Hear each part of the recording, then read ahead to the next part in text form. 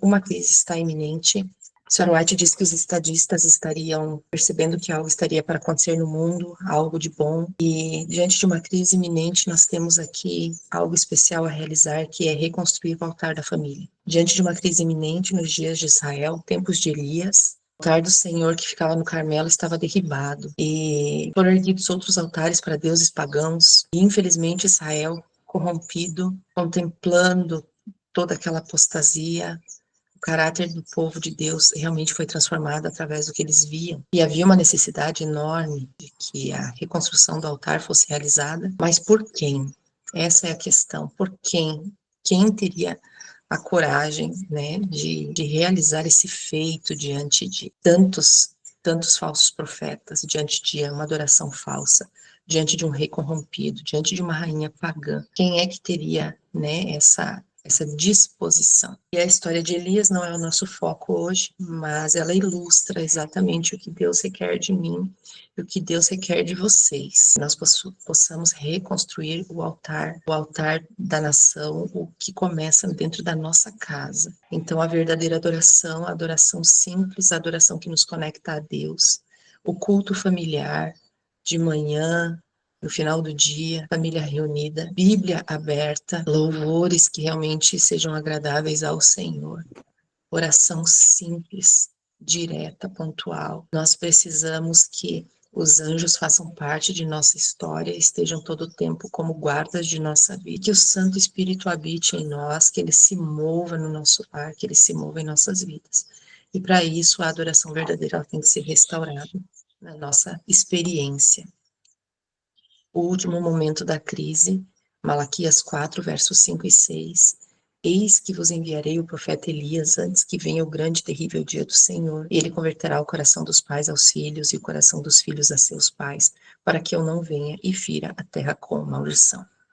Então nós vemos aqui um último momento antes da crise final para o povo de Deus, aonde existe uma promessa para nós que o espírito de Elias seria enviado.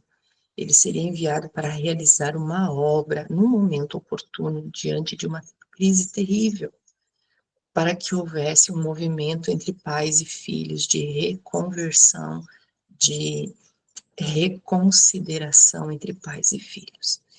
Então, nós sabemos que a mão que rege o mundo é a mão que embala o berço.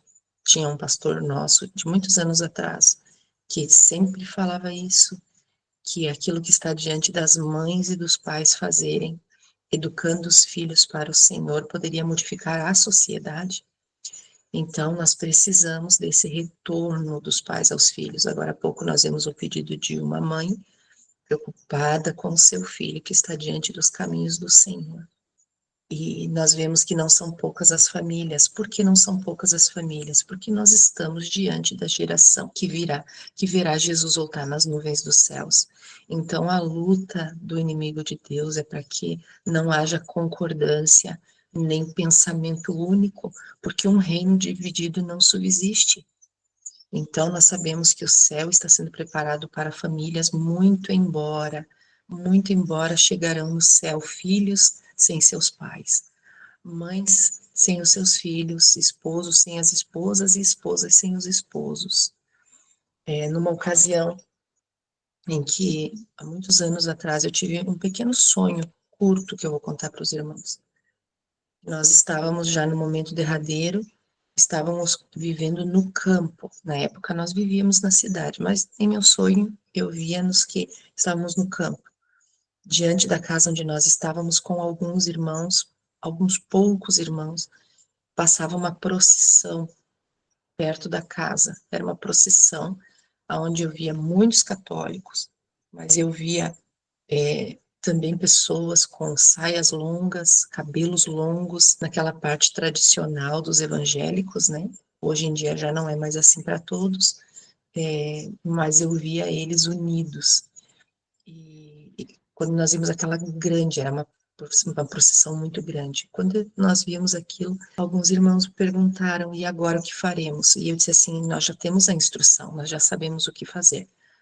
Eu peguei uma sacola simples de plástico, coloquei minha Bíblia dentro e algumas poucas frutas, fomos saindo da casa.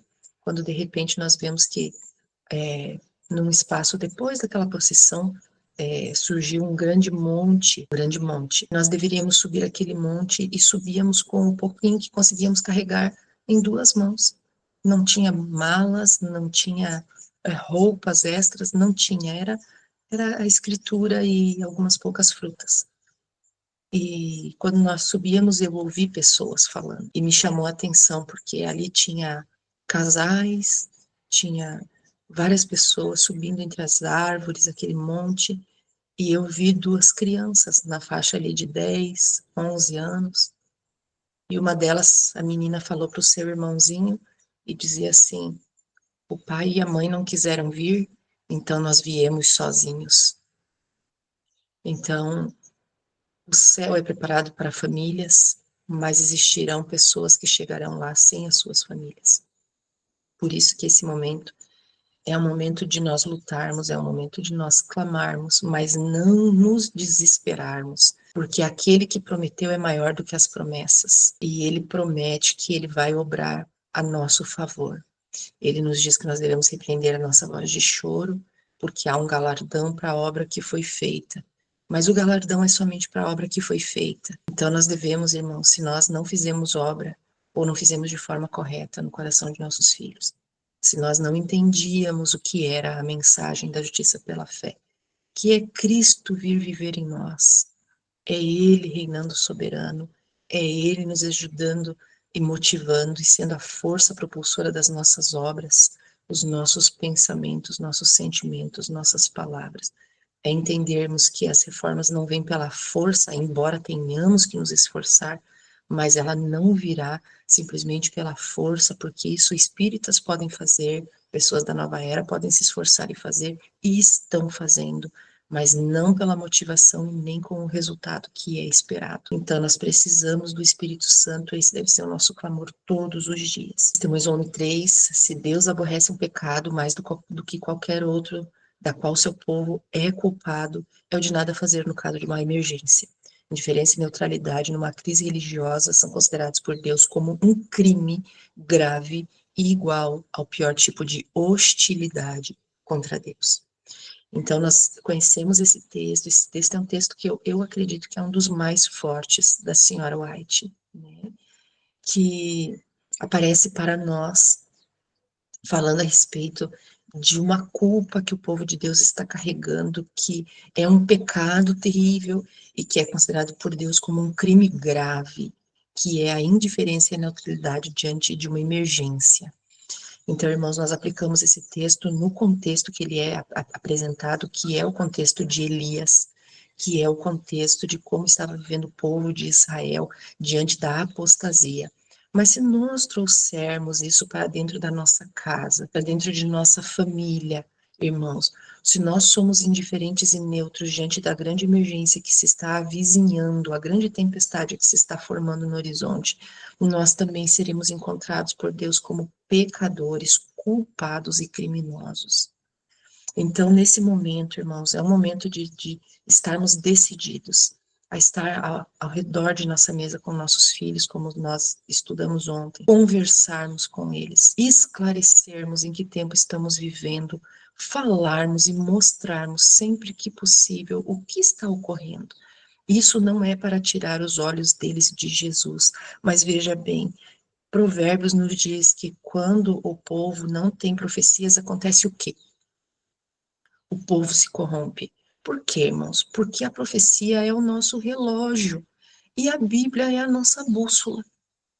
Quando nós perdemos de vista as profecias, irmãos, nós perdemos o relógio profético e começa a nos dar uma sensação de paz e segurança, onde nós achamos que muito tempo resta. Então, quando nós estamos maravilhados, deslumbrados com a maravilhosa mensagem, a mais preciosa mensagem da justiça pela fé, nós não podemos nos esquecer que nós ainda, conhecendo agora a maravilha que é o segredo de como ter um viver vitorioso com Jesus.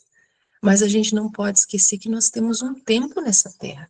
e que a senhora White comenta muitas e muitas vezes, dezenas de vezes, que o tempo dado para o pecado foi 6.000 anos. Então nós não podemos deixar de entender que nós estamos vivendo em meio a um grande conflito. E nós não podemos deixar de falar aos filhos que nós estamos vivendo em meio a um grande conflito. O conflito não parou por nossa causa. Ele não para porque nós estamos aprendendo a verdade. O conflito não para porque nossos filhos estão crescendo, porque eles estão desejosos de ter as suas próprias experiências, suas próprias conquistas, não é? Então, nós precisamos entender que nós estamos vivendo um momento de emergência. Se nós voltarmos o tempo, né, e entendermos o contexto de que a senhora White começa a falar, por exemplo, sobre vida no campo, por volta de 1886, ela diz que as famílias devem ser retiradas da cidade, certo? E em 1888, há a primeira tentativa de lei dominical nacional, aonde o pastor A.T. Jones foi utilizado assim como uma ferramenta maravilhosa nas mãos de Deus para explicar no Senado americano que não pode haver união entre a religião e a política, que a política não pode legislar leis religiosas, que isso é a formação do Estado romano novamente. Então, o período ali, irmãos, que já era para tudo ter sido definido, se a mensagem da justiça pela fé pregada exatamente nos mesmos meses que foi feita a solicitação dessa legislação americana, se essa mensagem de justiça pela fé tivesse sido aceita pelos líderes na época, o Espírito Santo teria sido derramado já ali, e o fim já viria em seguida. Então, vocês vejam, foram 2 anos, de 1886 a 1888. Não se concretizou pela dureza do coração humano, não que Deus não estivesse desejoso de concluir a história do mundo naquele momento. Muitas pessoas diziam assim, mas Deus já não sabia? Sim, ele já sabia, mas o papel dele ele fez com precisão. O que houve falha foi da parte humana, como sempre é da parte humana a falha. Mas a história poderia ter se encerrado. Então, o que que nós estávamos vendo ali? O debate de pedidos de lei dominical no Senado americano. E nós precisamos atualizar isso para os nossos dias. O que é que nós estamos vendo hoje nos nossos dias? Exatamente a formação da imagem da besta e a discussão de leis dominicais. Então, nós não podemos fechar os nossos olhos para esse tempo de emergência que nós estamos vivendo. E nós precisamos, cônscios dessa situação de emergência, tomar decisões pautadas naquilo que Deus está dando para nós. Então, ele está, ao mesmo tempo, nos mostrando o segredo de um viver cristão vitorioso, que é Cristo em nós, a esperança da glória, é nós aprendermos a lutar com a palavra nas nossas mãos, a espada do Espírito, é nós termos para cada tentação um está escrito, baseado naquilo que a própria Bíblia já nos ensinou. E nós precisamos compreender que, ao mesmo tempo, já que o povo de Deus está sendo preparado, e nós temos Enoques entre nós, como a senhora White afirmou, nós temos Enoques entre nós, pessoas que estão sendo preparadas para serem trasladadas vivas, certo? Ao mesmo tempo, Deus vai permitindo que a crise vá tomando volume. Então, não é a crise que traz o preparo, irmãos, não é isso. Não é a lei dominical que trará um preparo, é o preparo de Deus, é o preparo do povo de Deus que fará com que Deus solte o restante das profecias que estão sendo finalizadas. Então, é a luz que Deus está derramando sobre nós, que vai dar o tônus espiritual para que o povo suporte o que vai vir. E a nossa questão é assim, irmãos, que tipo de decisões nós estamos tomando nesse tempo que estamos vivendo? É essa a questão para nós mesmos. Então, nós vamos ver aqui no dilúvio, chegando a crise. Então, houve uma grande emergência nos dias de Noé. Gênesis 6,14, vem a ordem. Faze para ti uma arca de madeira de gofer, farás compartimentos na arca e a bitumarás por dentro e por fora com betume. Então, olha, Deus dá uma ordem para Noé, para que ele fizesse algo que era possível suas mãos construírem. Não sozinho, obviamente, mas Noé precisaria de muitas pessoas, não apenas os filhos ajudando, mas muitas pessoas participaram da construção da arca e foram testemunhas oculares daquilo que estava sendo feito. Então, Noé tomou uma atitude. O que é que ele fez? Ele partiu atrás dos materiais. Agora, vamos só parafrasear aqui e mudar um pouquinho o contexto de Noé. Vocês imaginem se Noé ouve a voz de Deus falando para ele o que é que vai acontecer com toda a carne que era má, o que é que ia acontecer com todo mundo que seria coberto por água, e Noé chega em casa e comunica à família, certo? Aquela reunião familiar, chamou a esposa, chamou os filhos, né?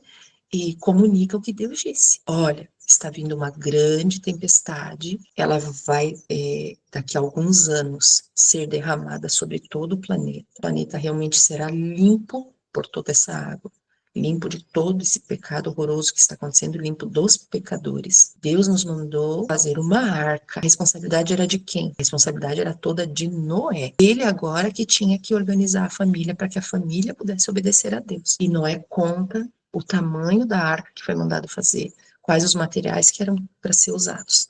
Eles não tinham todos os materiais, eles tinham parte dos materiais e o restante eles teriam que ir vendendo a propriedade, vendendo coisas para que eles pudessem angariar o restante dos materiais. Então, isso impactaria a vida da esposa e dos filhos, mudaria a rotina deles por completo, todos os planos mudariam. Então, talvez os estudos dos filhos tivessem que ser interrompidos, seus trabalhos seculares interrompidos, e toda a atenção teria que ser voltada para a arca. Mas Noé diz assim: olha, eu acho que o mais importante é a gente pregar o evangelho. Então, deixa a arca para lá, porque no momento Deus vai prover e vamos pregar o evangelho. Como teria sido a história de Noé e seus filhos se ele tivesse tomado essa decisão, meus irmãos? Vocês pensem que Noé foi achado justo diante de Deus, porque ele creu em toda palavra que sai da boca do Senhor. Se nós avançarmos um pouquinho para Abraão, Abraão creu em Deus e isso lhe foi imputado por justiça. É a nossa fé no que Deus diz que nos é imputada por justiça. Se Noé tivesse agido de forma contrária, Noé não teria sido achado justo diante de Deus. A questão é que nós também temos uma ordem. Então, olha só, Deus deu a ordem, capítulo 7, verso 1, ele dá outra ordem.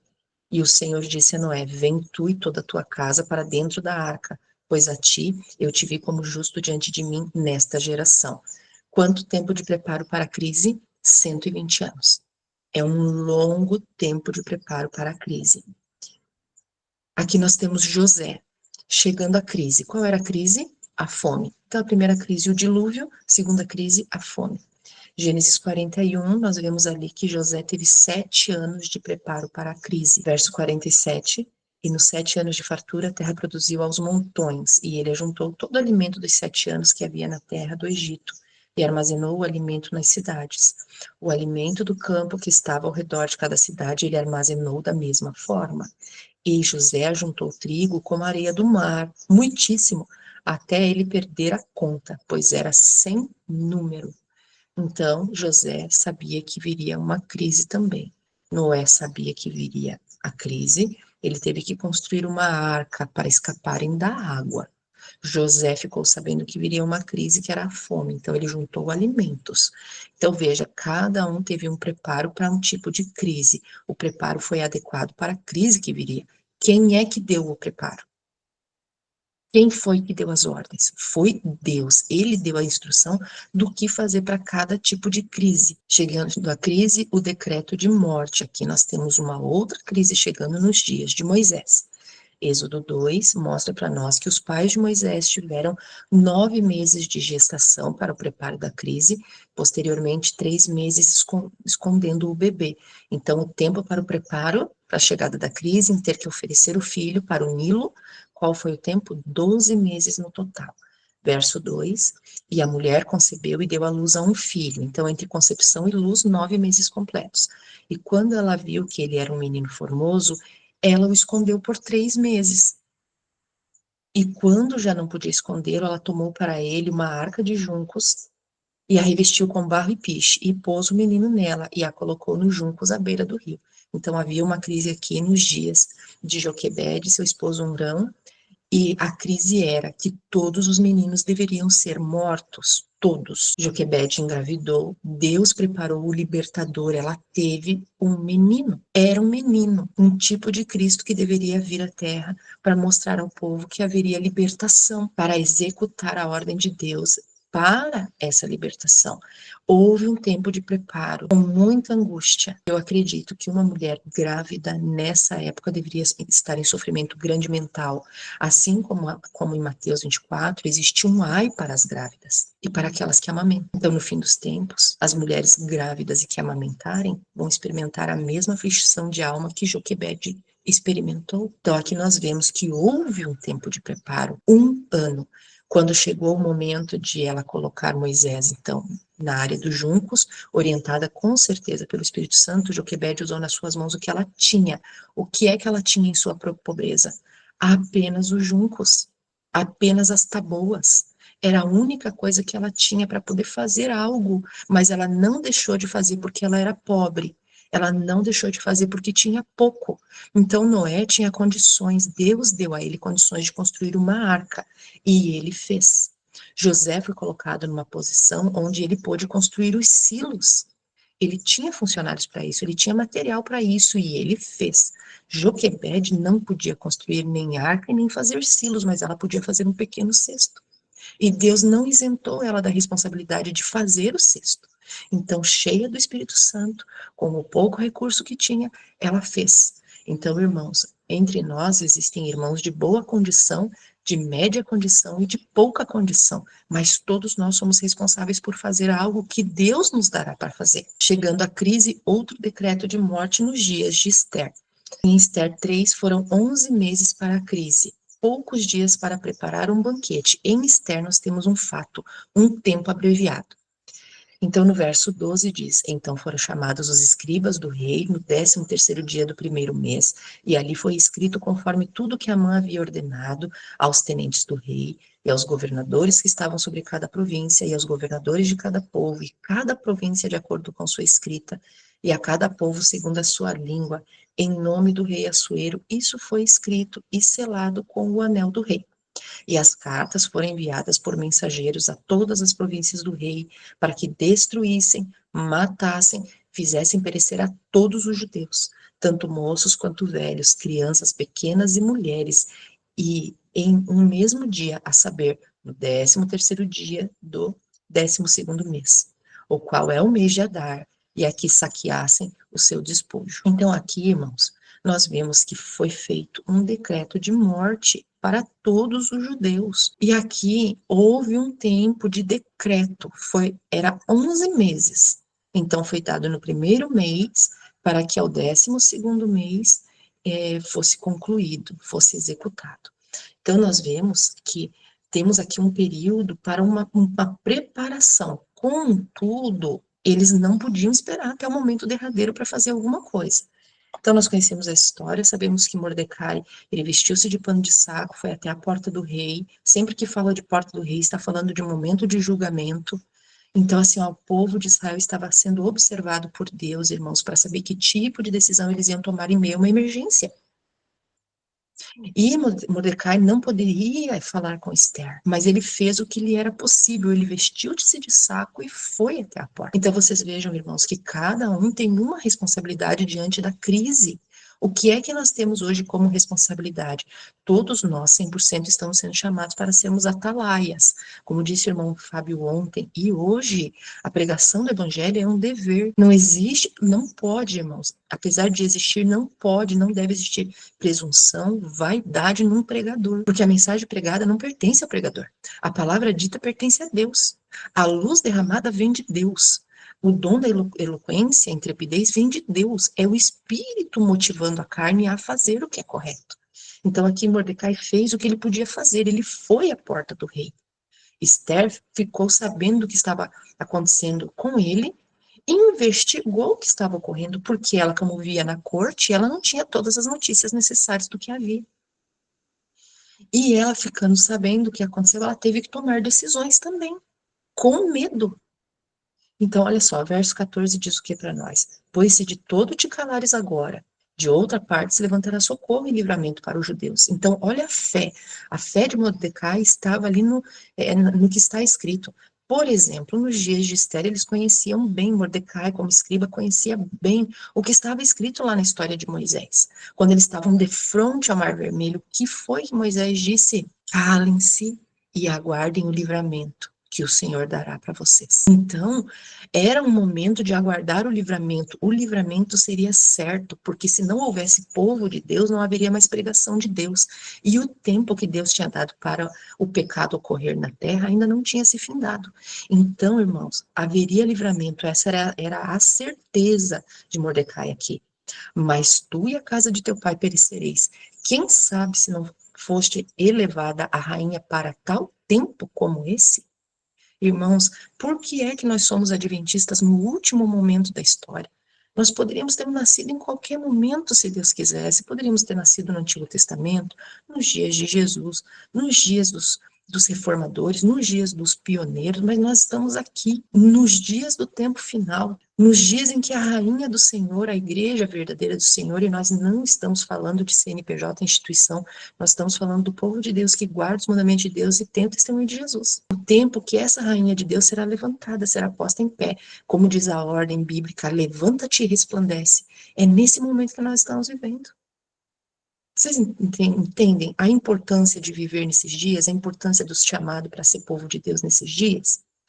O que Esther fez? Então Esther mandou que eles se tornassem a Mardoqueu com essa resposta: vai, reúne os judeus que estão presentes em Suzã, e jejuai por mim, e não comais e nem bebais por 3 dias. Noite ou dia, da mesma maneira também eu e minhas criadas jejuaremos, e assim adentrarei a presença do rei. E o que está em desacordo com a lei, se eu perecer, pereço eu.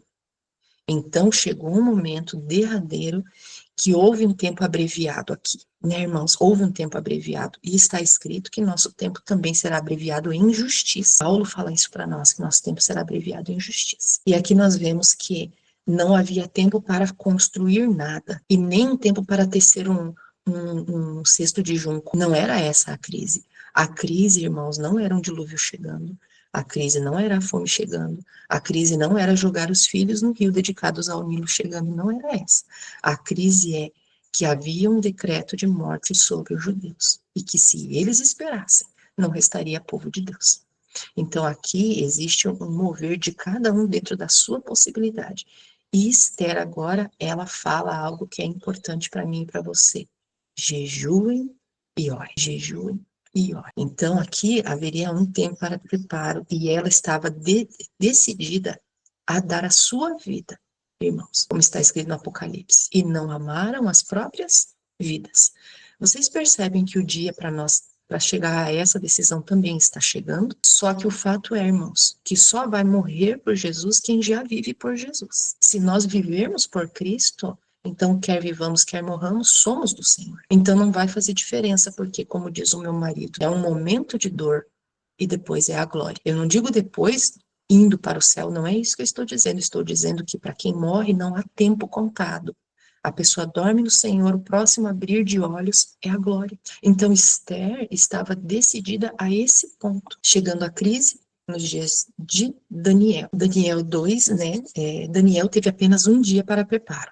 Olha só, Daniel 2,17. Então Daniel foi para sua casa e fez o assunto conhecido a Ananias, Misael e Azarias, seus companheiros, para que eles desejassem as misericórdias do Deus do céu concernentes a esse segredo, para que Daniel e seus companheiros não perecessem juntamente com o restante dos homens sábios de Babilônia. Então o segredo foi revelado a Daniel em uma visão noturna. Depois Daniel bendisse ao Deus do céu. Então nós conhecemos a história.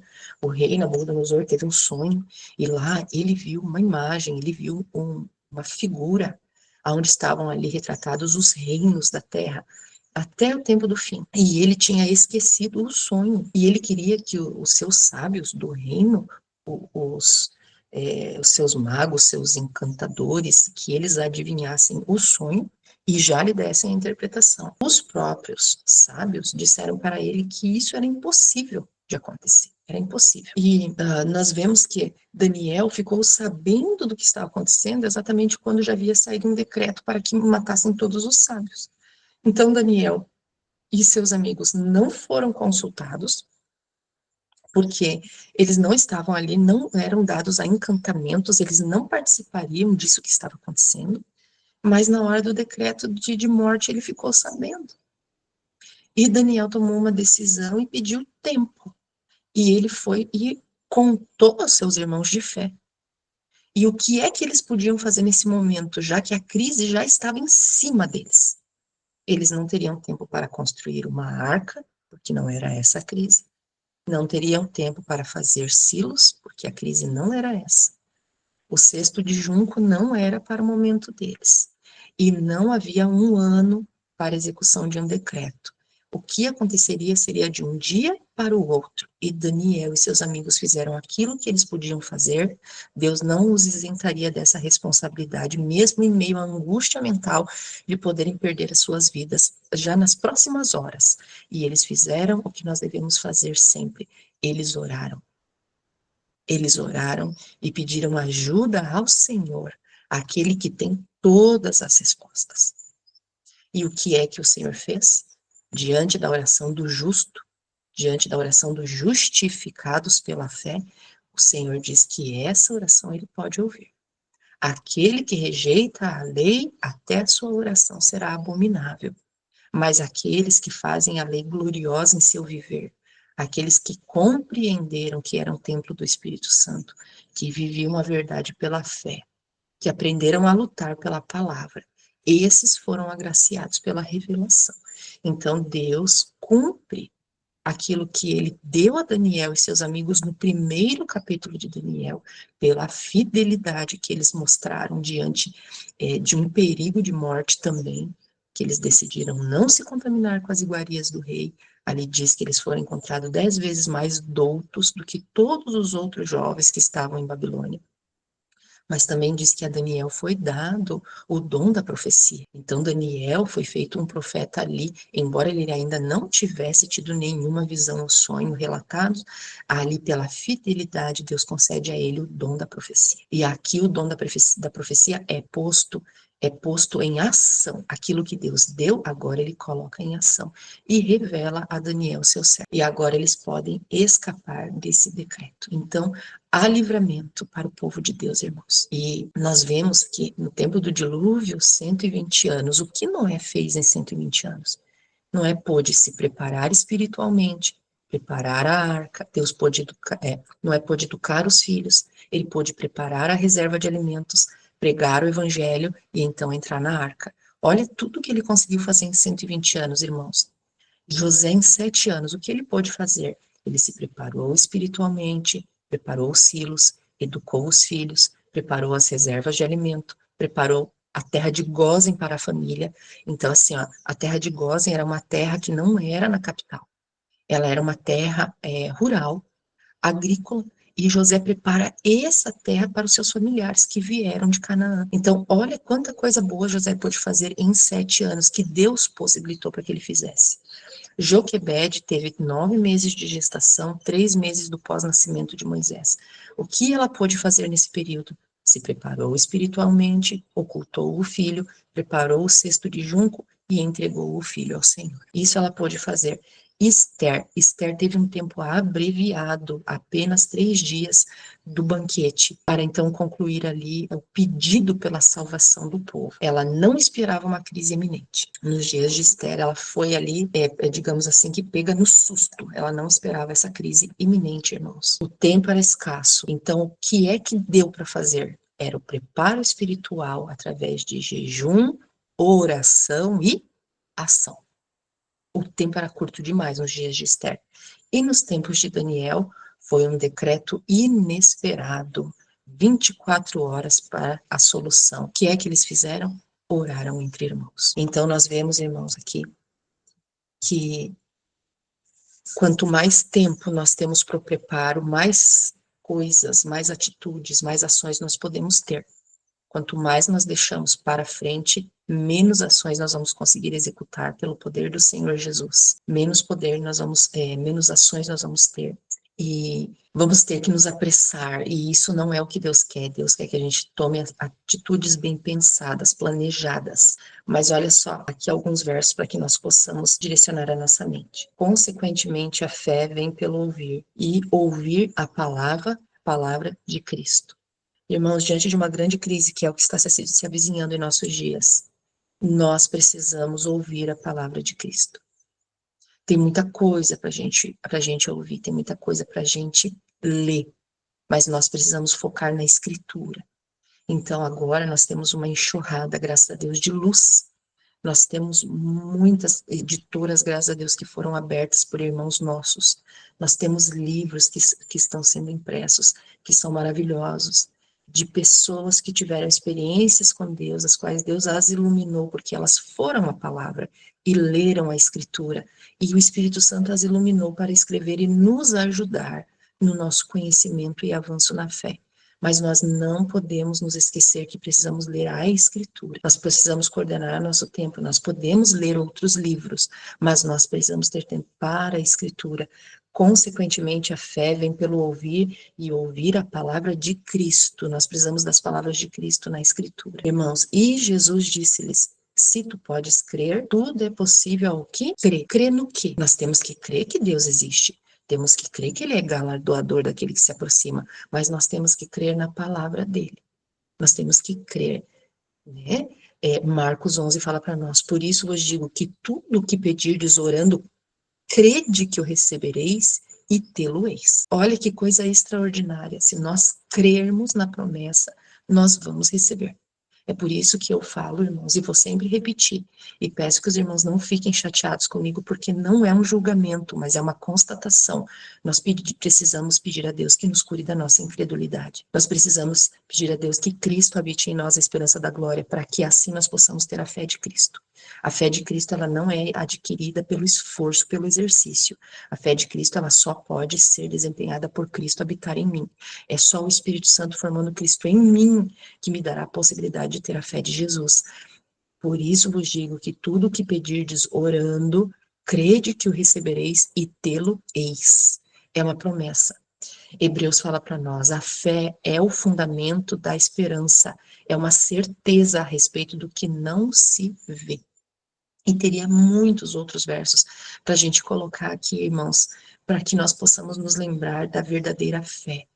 A fé, irmãos, não é nossa, a fé não está em nós, a fé vem de Deus para nós. Nós temos a disposição de exercer o livre-arbítrio está na nossa mão. É um poder que Deus deu a cada um de nós. Nós podemos ter essa ação de exercer a vontade, exercer o livre-arbítrio. Mas a fé, ela é derramada de Deus para nós. E a única fé que é aceita é a fé de Jesus. É ela que alcança as promessas. Por isso que tudo que pedirmos, temos que pedir em nome daquele que é o único que merece alguma coisa de Deus. Agora a pergunta para cada um de nós. Em nossas famílias, olha para a tua família. Não para a família do vizinho, nem para a família do irmão, mas olha para a tua família. E eu vou pensar na minha família agora. Em nossas famílias, quantos estão aprendendo a viver pela fé na palavra? Quantos estão aprendendo a viver pela fé nas promessas? Porque vai chegar um momento que só vai sobrar a fé. Só vai sobrar a fé. Meu esposo um dia me contou que ele teve um sonho, já há muitos anos atrás. E ele disse que ele via no céu muitas nuvens se revolvendo, assim como uma grande tempestade chegando. E as nuvens se revolviam muito. E nós estávamos dentro da igreja, a igrejinha que a gente frequentava na cidade onde nós morávamos. E aí diz que nós estávamos dentro dessa igreja com alguns irmãos e começou uma grande tempestade. E o vento que vinha com a tempestade era tão forte que balançava as paredes de alvenaria da igreja. E diz que quando veio aquela tempestade enorme, enorme, enorme, com muita água, que a água ia invadindo tudo. Quando a tempestade para e a água baixa, nós tivemos a possibilidade de ir até a nossa casa, que era perto da igreja, não era ao lado, mas era próximo. Nós fomos a pé. Nosso carro tinha sido virado pela tempestade, então nós não podíamos usar o carro e nós fomos a pé até em casa. E diz que aí ele olhava para o céu e as nuvens continuavam naquela fúria, mas sem chuva. E aí ele via muitas casas devastadas, muitas casas devastadas. E diz que eu corri na frente e fui ver como estava a nossa casa. E aí diz que eu corri indo para casa e de repente eu já volto correndo com a notícia. E eu falei para ele: amor, não tem mais casa, a casa não está mais lá. E aí diz que ele sentou e começou a chorar, olhou para o céu, para aquelas nuvens que se revolviam e falou para Deus e disse assim: Senhor, agora só nos resta a fé. Era isso que o Senhor queria, né, Senhor? Que só ficasse a fé. Então, irmãos, nós estamos num momento de crise, de emergência, e vai chegar um dia, irmãos, que para cada um de nós só vai restar a fé. Fé no quê? Fé em Deus. Obviamente que nós temos um Criador, nós temos um Redentor. Ele gere todo o universo, ele cria do nada, ele pode nos sustentar na palma da sua mão, nós somos como a menina de seus olhos. Mas nós vamos ter que crer no quê? No que ele deixou escrito. É a promessa. É a promessa que vai nos sustentar. Mesmo que nosso tempo hoje seja como o tempo de José, que José teve para preparar-se para a crise, ou o tempo de Joquebede, o curto tempo de Esther e Daniel chegará para cada filho de Deus na terra. Hoje, então, eu não conto mais o tempo de Noé para mim, porque nós não temos mais 120 anos para frente. Mas eu ainda posso olhar para os dias de José e ver o que ele fez. O que José fez? Nós lemos agora há pouco o que José fez. Olha lá, José teve 7 anos, ele se preparou espiritualmente, preparou os silos, educou os filhos, preparou a reserva de alimentos, preparou a terra de Gósen para a sua família. Então, irmãos, se nós temos aqui como José um pouco de tempo, é esses os passos que nós temos que tomar.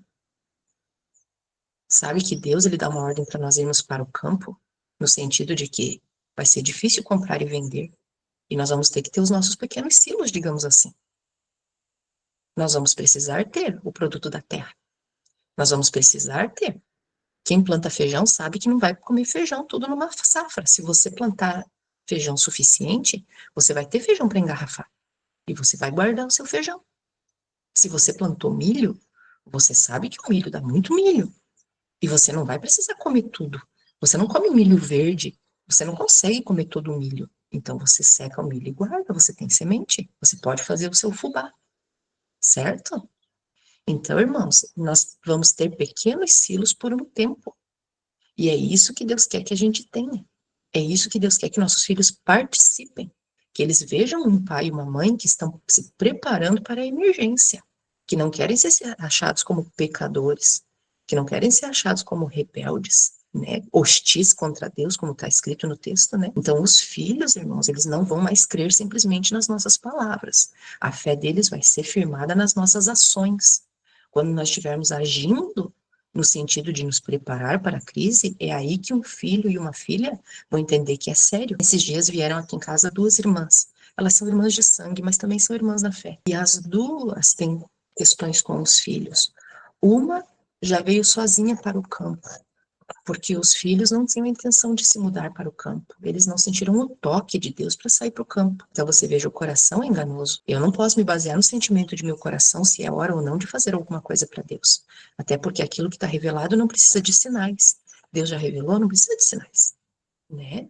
Então, agora a filha está com ela, já na propriedade, o filho ainda não. Mas ela veio sozinha. E ela trouxe essa outra irmã dela, que mora num outro estado, e vieram aqui em casa. E essa irmã não quer sair da cidade porque os filhos adultos e que já têm suas famílias não querem sair da cidade. Ela tem um apartamento para vender, ela tem algo que ela pode aplicar para ter vida no campo. Nós explicamos para ela, eu conversei com ela, eu disse, e ela disse que os filhos estão fracos na fé, que os filhos não têm eles ainda querem trabalhar, eles acham que ainda tem tempo para conquistar algumas coisas. E eu falei para ela, eu digo, irmã, teus filhos não vão mais crer naquilo que você está falando. Eles vão crer naquilo que você está fazendo. A hora que você colocar o teu apartamento à venda e você começar a encaixotar os teus pertences que você não está usando nesse momento, que eles verem o que você está fazendo, isso vai despertar eles para entender que o tempo é iminente. Então, a hora que você começar, irmã, você coloca a venda. A hora que você vender e começar a fazer a tua mudança, isso vai mostrar para eles que o tempo é iminente. Assim como Deus falou para Ezequiel, te muda de dia, sai da cidade de dia. Por que ele tinha que sair de dia da cidade? É porque ele ia ser testemunha para os outros. Ele ia ser testemunha, ele ia dar razão da fé dele através de sua ação. Eu vou te mostrar a minha fé com a minha ação. Não é isso que está escrito lá em Tiago? Então, olha, se nós temos tempo como José, nós podemos nos preparar de alguma forma. Mas talvez você seja uma Joquebede, que você só tem junco na mão. Se prepara com o pouco que você tem. Pede para Deus iluminação. Senhor, eu tô aqui, sou pobre, tenho um pedacinho de terra no campo.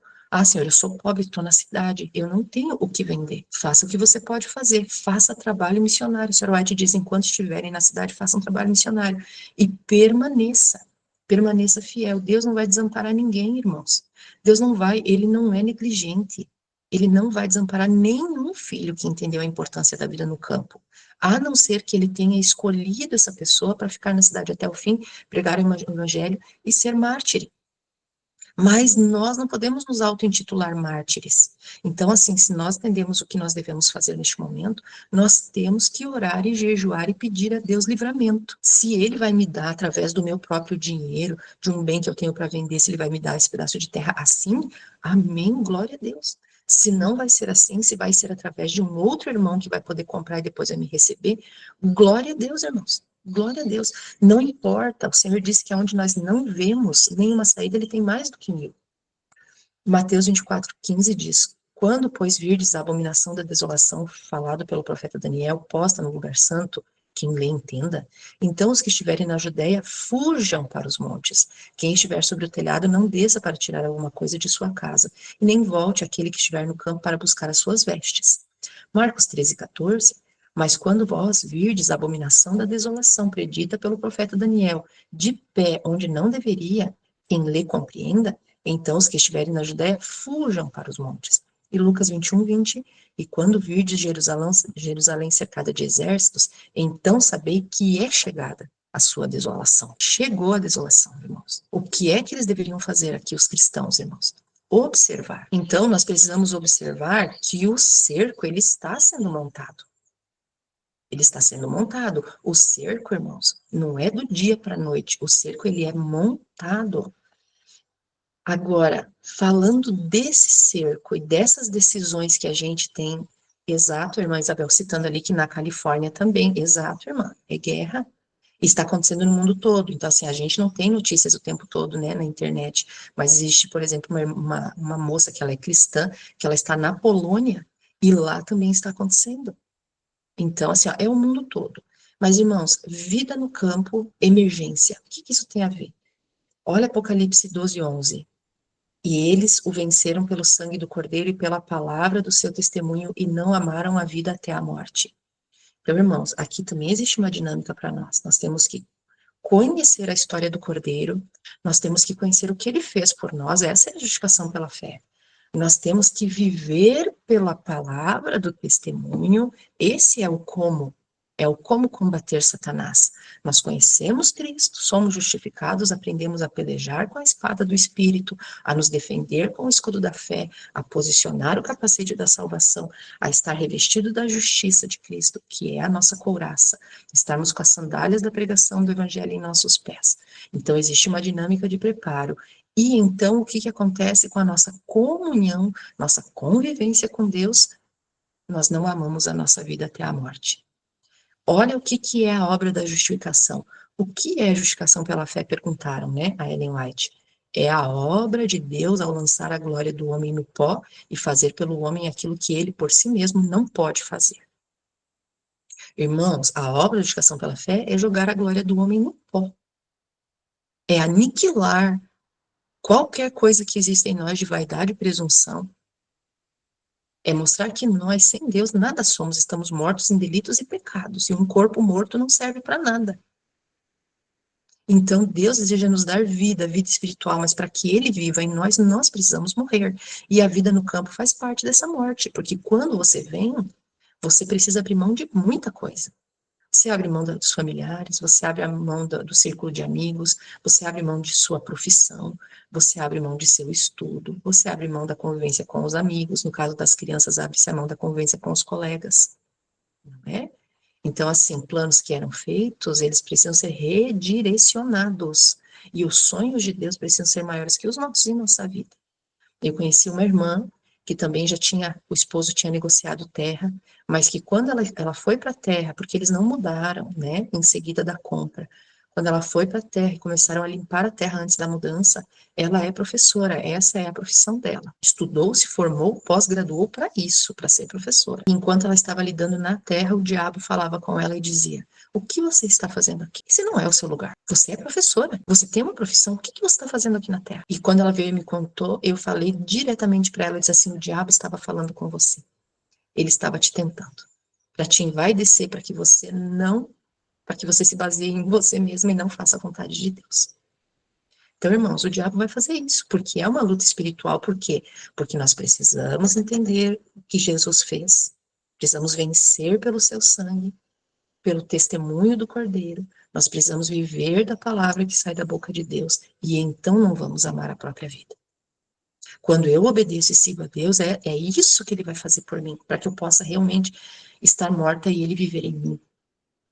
Irmãos, nós estamos conscientes que os 3 dias de preparo de Esther e as 24 horas de Daniel estão chegando?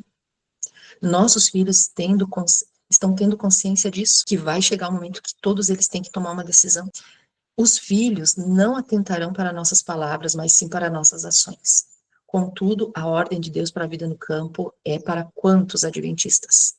Quantos adventistas que receberam essa ordem? Todos, todos. 100%. A ordem é para que todos saiam. Deus sabe quem vai poder e quem não vai poder, mas a ordem é para todos. Por isso, se nós vamos e teremos uma terra, irmãos, nós não devemos ser egoístas, devemos ter consciência de que em algum momento Deus pode mandar um sincero. Por isso que a nossa comunhão com Deus no campo tem que ser grande, para que nós possamos reconhecer a voz de Deus quando Ele disser: abre as portas, porque o teu irmão Arão está chegando. Eu digo Arão porque lá no deserto, quando Deus mandou Moisés ir para o Egito, ele não sabia que Deus estava mandando Arão para encontrar com ele. Ele não sabia. E eles se encontraram no caminho, irmãos. Então pode ser que em algum momento algum Arão possa bater na nossa porta e nós vamos precisar receber. Então eu digo assim para os irmãos: a ordem é para todos e todos os sinceros Deus vai tirar, seja pela posição, pela quantidade de valor financeiro que Ele colocar em minha mão, ou seja, pela misericórdia. Quem suportará a fuga para os montes? Então, vocês viram que ali nós lemos, né, nos 3 evangelhos, que nós devemos fugir para os montes. Irmãos, não somos nós que escolhemos o monte para onde vamos fugir. Não é a nossa ação de ir para o monte, irmãos. Então, Deus nos manda fazer vida no campo. Vida no campo não é fuga. Vida no campo é para evangelizar os valados. Tem muita gente sincera no campo, que precisa do evangelho, precisa dessa mensagem, certo? Mas chegará um momento que nós vamos ir para os montes, sim, agora é hora de fuga. Mas quem é capaz de identificar o monte que o Senhor quer? A senhora White, ela teve uma visão onde o anjo vinha e pedia para ela reunir a família, que ele os conduziria pelas reentrâncias das montanhas e florestas. Então, nós vamos ser conduzidos, irmãos, conduzidos. Mas eu gostaria que vocês pensassem nisso. Nós vamos estar vivendo um momento tão extraordinário, né? Que nós vamos ter a formação da imagem da besta, nós teremos leis dominicais, nós teremos a aparição de mortos.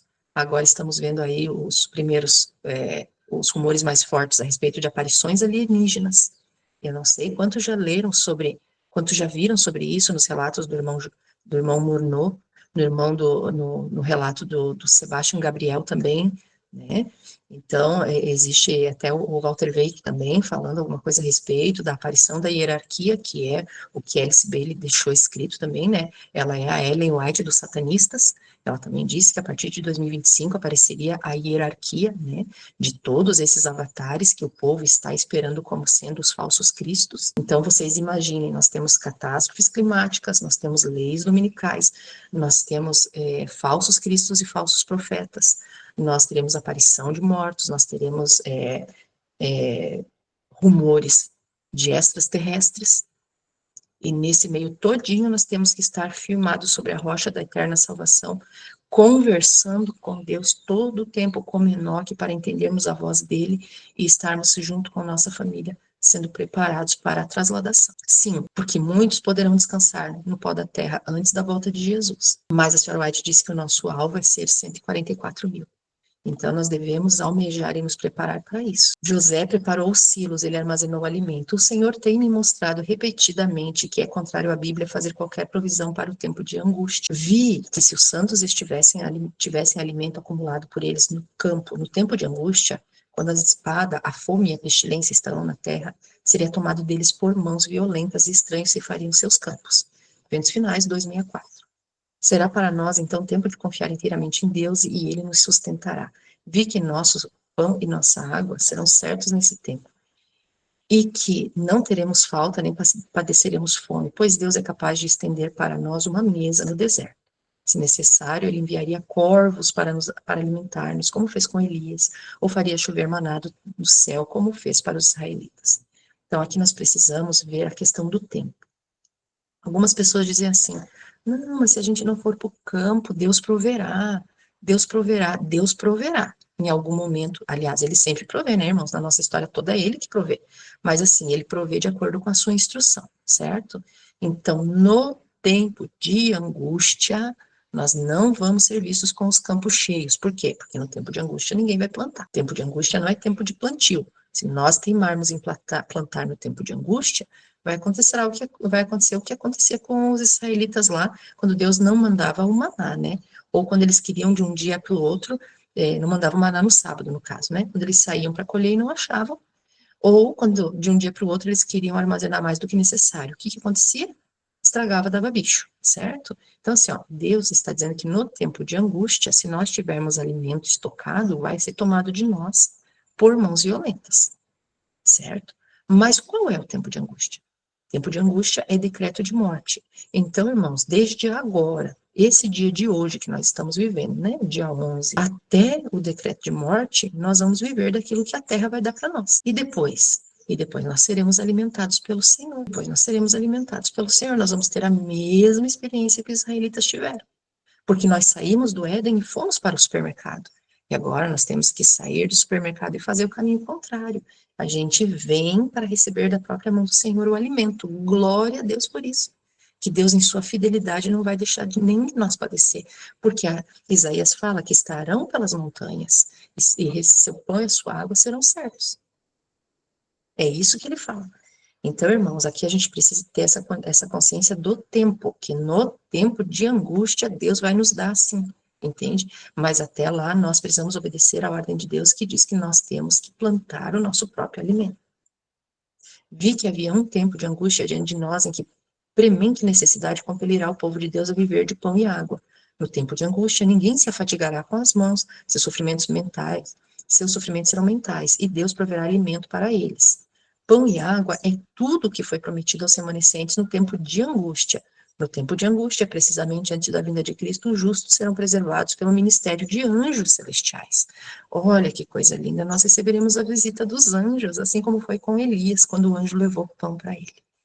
Que bênção, glória a Deus, né? Insto com o nosso povo para tornar o trabalho de sua vida procurar a espiritualidade. Então, nós devemos procurar a vida espiritual o mais próxima possível do plano de Deus.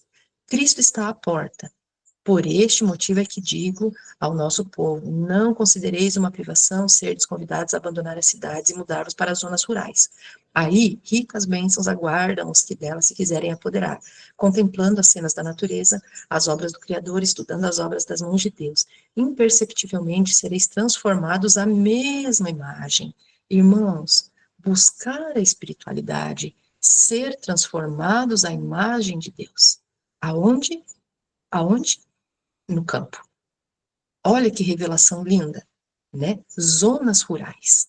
Nós não precisamos estar tão distante a ponto de não poder sair para fazer um evangelismo, mas mesmo de cidades pequenas é bom que nós estejamos a alguns quilômetros de distância. Então, por enquanto, nós ainda temos acesso a ir no mercado, comprar alguma coisa que a gente não produz, né? Aqui na chácara, por exemplo, nós não estamos produzindo tudo o que precisamos para comer. Nós estamos estruturando para que nós possamos trabalhar a terra e ter o alimento. O que a gente está fazendo? Aos pouquinhos nós estamos fazendo um pequeno estoque de alimento, porque não sabemos quando vai fechar tudo, né? A gente não sabe, então, todo mês, no dia 5, no dia 20, a gente pega, compra um pouquinho a mais de alimento e estoca engarrafado. Se nós precisarmos ali plantar, nós temos que ter um tempo hábil, não é verdade? Para a gente poder colher. Então, um pouquinho por vez a gente pode fazer. Repetidas vezes tem o Senhor dado instruções de que nosso povo deve, é um dever, não é uma opção, é um dever tirar suas famílias das cidades para o campo, onde poderão cultivar seu próprio alimento, pois no futuro o problema de comprar e vender será bem sério. Devemos começar agora a atender às instruções que frequentemente nos têm sido dadas, sair das cidades para as zonas rurais, onde as casas não são aglomeradas e onde estarei livre das interferências dos inimigos. Então, assim, nós queremos jogar o futuro de Ellen White para o nosso futuro. Ela diz ali, né, que o problema de comprar e vender será bem sério e joga para um futuro. Mas o futuro de Ellen White era o mesmo do nosso? Não, o futuro dessa afirmação está muito mais perto de nós do que esteve dela. Então, esse futuro para nós é muito mais próximo de acontecer, irmãos. Por isso que nós precisamos tomar decisões um pouquinho mais rápidas. Quero falar para vocês um pouquinho do Drex. Acredito que os irmãos aqui no grupo já saibam o que é, né? O Drex, ele é o real digital, certo? Então, olha lá. O digital real X, essa é o nome da moeda, digital real X. Será uma moeda digital brasileira produzida e regulamentada pelo Banco Central do Brasil, a ser utilizada como versão digital do real brasileiro. De acordo com a projeção mais recente do Banco Central, é esperado que o lançamento do real digital ocorra para a população em 2025. É isso mesmo. Agora, esses dias atrás, semana passada, eu acho, foram feitas as primeiras operações na Caixa Econômica Federal utilizando o Drex, a moeda que é a moeda digital do Brasil. E isso está acontecendo em todos os países. Por quê? Porque nós estamos vivendo o sistema da besta, né? Nós estamos vendo a formação da imagem da besta nos Estados Unidos. A irmã ainda não é. Irmãos, é sim, é sim. É ali os primeiros ensaios para que eles possam consolidar essa união, esse casamento. Então, nós vemos que o mundo inteiro está projetando moedas digitais. Por quê? Porque nós estamos entrando na era do não comprar e nem vender, certo? A era do crédito social, como é na China. E qual é o problema assim, nessa moeda? Bom, moeda digital, ela só existe no ambiente online. Então, irmãos, aqui nós estamos vendo o cerco. Lembra? Quando vocês virem a cidade cercada de exércitos, fujam para os montes. Nós estamos quase chegando nesse ponto aí. Porque nós estamos vendo a formação do cerco. Então, olha só, essa moeda você não tem nada na tua mão. É digital, irmãos. Deu um apagão, acabou, ninguém tem dinheiro no mundo inteiro. Vocês imaginaram isso? Então, isso é sério, isso é bastante sério. Ela é programável. O governo programa o dinheiro. Como assim? Vamos usar um exemplo do pessoal que tem Bolsa Família, certo? Bom, eu tenho Bolsa Família, eu recebo ali do governo, eu não sei qual é o valor hoje, mas vamos supor que seja 200, 300 reais, vamos supor. Mas o meu filho furou o tênis dele para ir para a escola, e então eu compro o tênis com 200 reais. Só que no Drex não vai ser assim. O Drex, ele é programável, então é o governo que dita aonde você vai usar o seu dinheiro, ok? Então, por exemplo, eu quero comprar uma casa no campo, eu tenho dinheiro para isso. Mas se o governo disser que o seu Drex não é para isso, você não vai poder comprar. É isso. Então, eu digo assim para vocês, nós estamos vendo a formação de um cerco. Nós estamos diante de uma situação de emergência, mas aqueles que escolhem a neutralidade, eles estão cometendo um crime contra Deus. O que mais? Ela é rastreável. Então, irmãos, rastreável como? Tudo que você comprar vai estar registrado. Todo local, o dia, a hora. Entenderam? Que mais? Ela é uma moeda centralizada. Centralizada no quê? No governo. É uma moeda que pertence a eles, não pertence a nós. Ainda que o trabalho e o esforço seja nosso, eles é como se eles fossem os administradores do dinheiro. Vocês estão entendendo isso? Que mais? As instituições financeiras vão converter o real em Drex. Isso quer dizer que não vai adiantar você ter dinheiro papel em casa guardar debaixo do colchão, porque o momento que virar para a Drex, você vai ter um tempo hábil para depositar o seu dinheiro na sua conta e o banco vai converter aquilo em digital para alcançar tudo isso. Vai ser online, vai ser programável, rastreado, centralizado. Isso é muito forte, meus irmãos. É chegado o tempo em que, conforme Deus abre o caminho, devem as famílias mudar-se para fora das cidades. Os filhos devem ser levados para o campo. Devem, irmãos, dever. Essa palavra tem que ficar muito clara em nossa mente. Dever.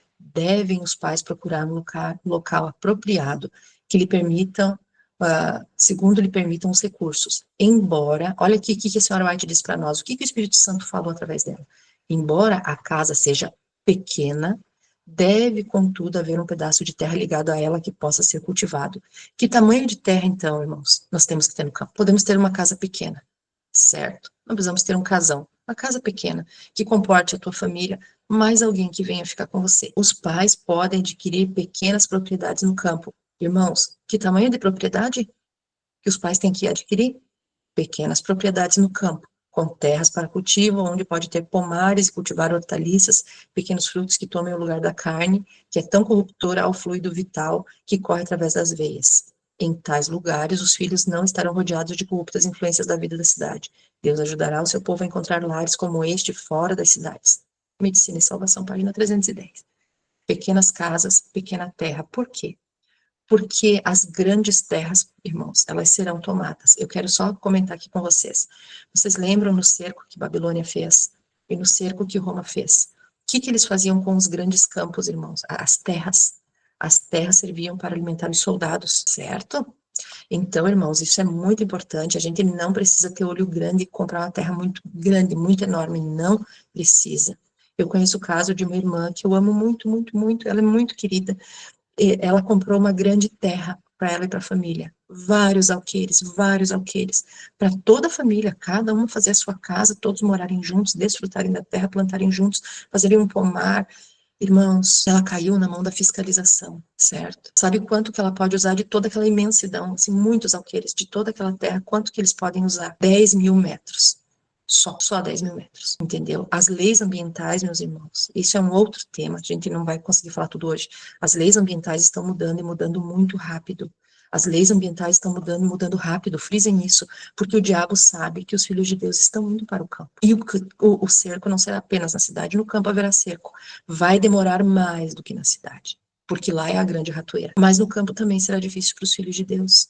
Aliás, ele fala que todos perderão todos os bens. Então, isso vai acontecer na cidade. Isso vai acontecer no campo, mas no campo vai demorar mais. Até porque aquele que é obediente a Deus, ele vai estar debaixo da asa do Altíssimo. Entenderam, irmãos? Qual é o plano para com Deus, irmãos? Vocês vendo tudo isso, né? Eu falei aqui, olha, um centésimo do que está acontecendo. É muita coisa ao mesmo tempo ocorrendo. Mas assim, ó, qual é o plano para com Deus nesse momento, irmãos?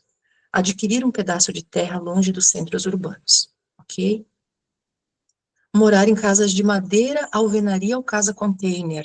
Na tua possibilidade hoje, se você tem um terreno para vender, uma casa para vender, um apartamento para vender, um carro para vender, para você dar uma entrada numa terra, né? Irmãos, você moraria hoje numa casa de madeira, alvenaria ou casa container? Tem uma irmã nossa lá no Rio Grande do Sul, eles tiveram dinheiro para comprar a terra, não tem dinheiro para fazer casa. Ela vai receber um dinheiro, fez todo o orçamento, quanto que ela gastaria para fazer a casa nesses materiais? E para ela, no momento, casa container é o que vai saber mais barato. Vai ser rápido, vai colocar lá na terra, eles vão fazer a instalação de água, de luz e pá, cai para dentro da casa e vão morar.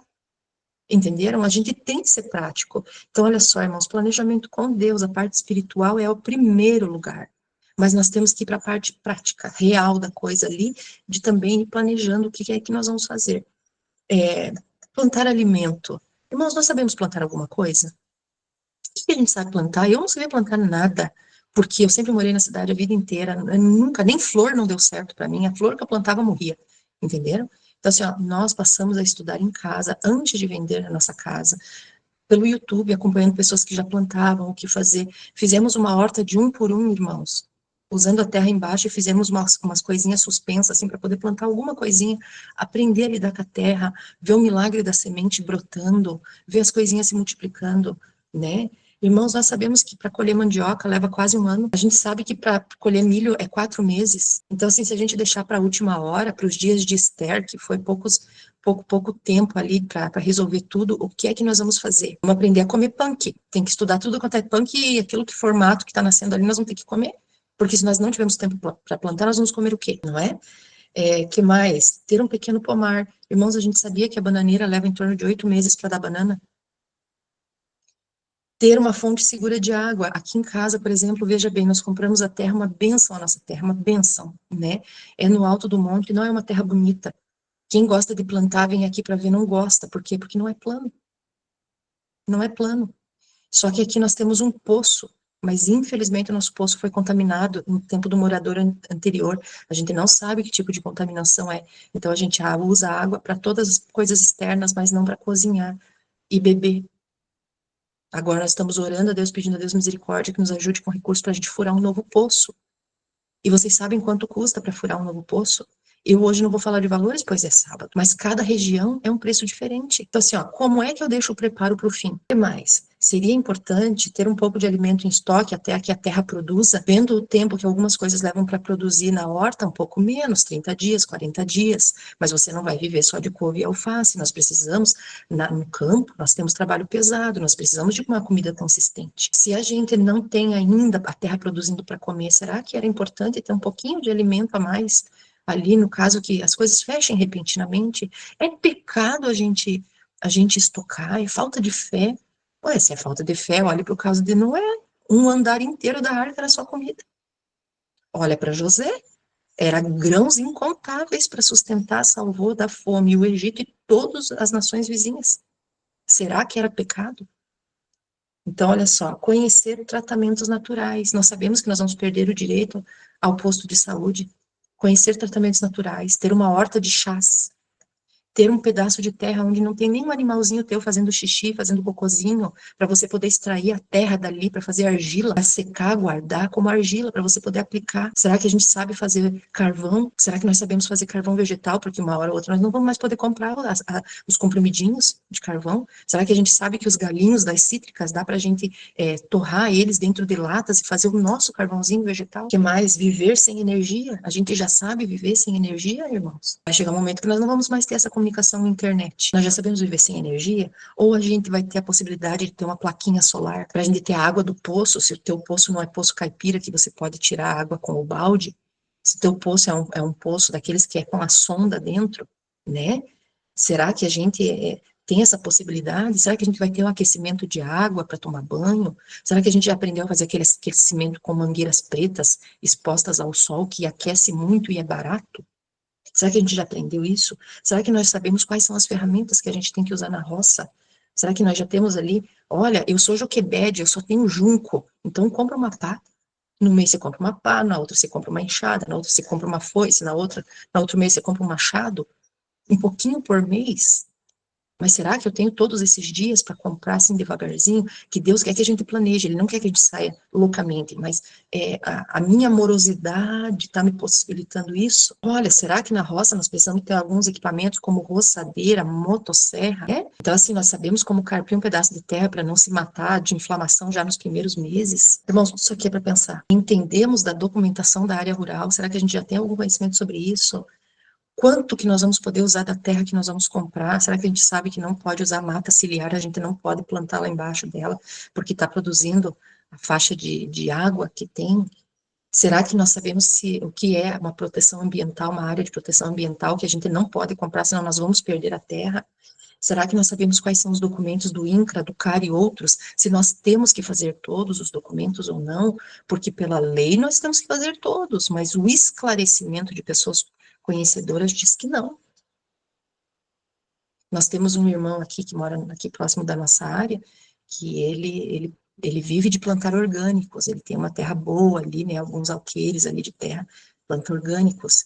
Ele começou a vender para a prefeitura, então para as escolas, né? O que acontece? Ele teve que fazer toda a documentação que foi pedido para ele poder ter essa participação.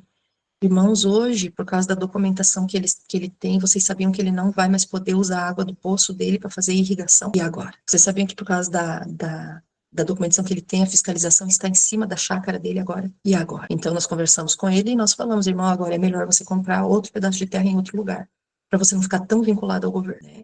E esses dias ele mandou para nós, ele recebeu uma pesquisa pelo celular, né, desses grupos que eles têm dos plantadores, né? Perguntando se eles estavam sendo prejudicados pelas mudanças climáticas. E aí nós falamos para ele, não responda, não se envolva com esse assunto. Não se envolva.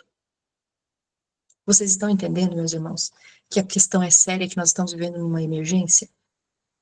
Cuidai de que não haja movimentos precipitados, nem em atenção ao conselho de se mudarem de Battle Creek.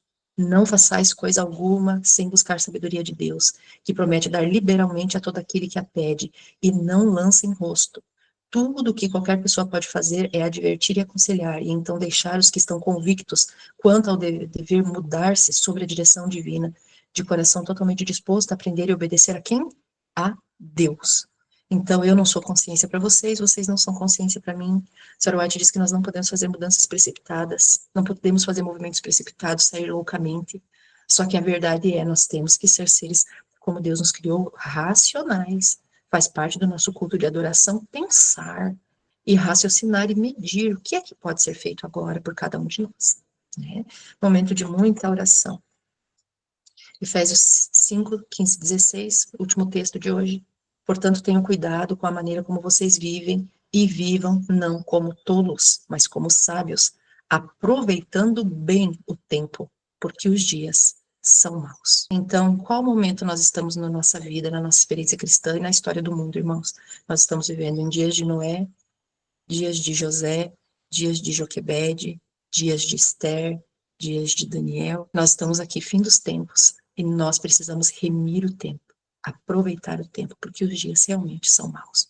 Convido a todos neste momento para que nós possamos orar ao Senhor e encerrar o nosso estudo dessa manhã. Querido Deus, soberano Senhor, nós te louvamos, Pai, por termos passado esses momentos tão agradáveis aqui diante do Senhor, aprendendo contigo. Senhor, a palavra não é nossa, a palavra vem do Senhor. E nós queremos, Pai, que o Senhor é tão bom como professor para nos instruir, Pai, e nos capacitar, Senhor, a fazer o que o Senhor pede. Senhor, nos ajude, que tenhamos um raciocínio claro, que sejamos iluminados pelo que o Espírito Santo deixou escrito a nós, Senhor, e nos ajude a tomar decisões. Pai, cuide das famílias. Nosso objetivo, Senhor Deus, nesses 2 dias foi ter consciência, Pai, que o tempo que nós estamos vivendo são tempos urgentes, de iminentes mudanças, Pai, que nós, como os Noés da casa, somos nós que temos a responsabilidade de fazer algo pela família toda. Senhor, nos ajude em nossas responsabilidades, conscientizai os homens, meus irmãos queridos, Senhor, de que eles têm grande responsabilidade diante das famílias. Tirai todo o medo, Pai, toda a aflição, Senhor. Ajude, Pai, que eles possam compreender, Pai, que o Senhor é o provedor da casa e que eles são os sacerdotes. Eles devem obedecer, Senhor, pela fé. Ajuda, Pai Santo, que aqueles que ainda não colocaram suas propriedades à venda a façam o quanto antes, Pai, enquanto há possibilidade. E que aqueles que nada têm para vender, Pai, que permaneçam fiéis, leais à Tua palavra, custe o que custar, Pai. Para que, chegando o momento oportuno, o Senhor também os recolha em local seguro, Senhor. Querido Deus, colocamos nossos filhos diante de Ti, pedimos que o Senhor os cure, Pai, dos olhos cegos, dos ouvidos surdos, a mente nécia, Pai, que muitas vezes tem colocado as esperanças nesse mundo, Pai, que como nos dias de Noé, Senhor, será destruído. Ajuda, Pai, nossos filhos a compreenderem, Pai, que hoje nós temos que investir em nossa própria arca, Senhor. Ajuda-nos, Senhor, porque todo o restante perecerá. Pai, nós, Senhor, que estamos aqui no campo, temos aflições e dificuldades, Pai. Temos muitas bênçãos, Pai, incontáveis. Mas Tu sabes das nossas dores e labores. Nos ajuda, Pai, a todos, Pai, aqueles que estão passando aflições, Pai. Aqueles que ainda precisam de algum tipo de renda, Pai. Tu tens tudo nas tuas mãos, és o dono da prata e do ouro. Aqueles que ainda precisam comprar algum equipamento, alguma ferramenta, Pai. Ajuda aqueles que precisam plantar, Pai, cujos bichinhos estão comendo o que plantou. Meu Deus, o Senhor disse que nos abençoaria na cidade, no campo. Faz, Pai, com que aonde pise a planta do nosso pé, seja bendito pela Tua presença, Senhor. Nos ajuda, nos instrui, Pai. Nos ajuda, nos instrui. Nós não somos, Senhor Deus, agricultores, assim como Noé não era construtor. Mas nós precisamos da sabedoria do céu, Pai, para aquilo que nós fazermos que possa prosperar. Santo Deus, nos ajude a confiar que no momento derradeiro, onde tivermos que ir para os montes, Pai, que os teus anjos nos guiarão, não nos deixa sozinhos, Pai. Como disse Moisés, se a tua palavra não for conosco, nós não temos como ir. Nos ajuda, Pai, por favor, nós precisamos do Senhor. Nos ajude a confiar nas tuas promessas, Senhor. Nos agarrar a elas, Pai, sendo que aquele que disse é maior do que a palavra, Senhor. O Senhor prometeu e o Senhor vai cumprir, porque a tua palavra, ela não volta vazia. Salva-nos, Senhor, nós te pedimos, em nome de Jesus.